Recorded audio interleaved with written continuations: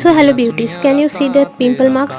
হ্যাঁ, কিছুদিন আগে আমার ফেসে এরকমই পিম্পলস মার্কস এবং অ্যাক্টিভ অ্যাকনে ছিল, but right now is just a game changer.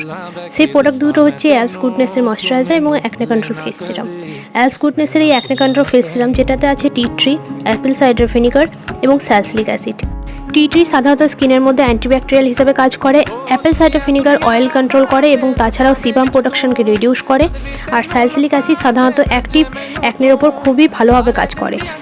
এই সিরামটা সাধারণত ওয়াটার বেস প্রোডাক্ট, তাই ইজিলি অয়েলি স্কিনের মধ্যে অ্যাবসর্ব হয়ে যায়, আর তাছাড়াও ভালো রেজাল্টের জন্য তোমরা দিনে এটাকে দুবার ইউজ করতে পারো।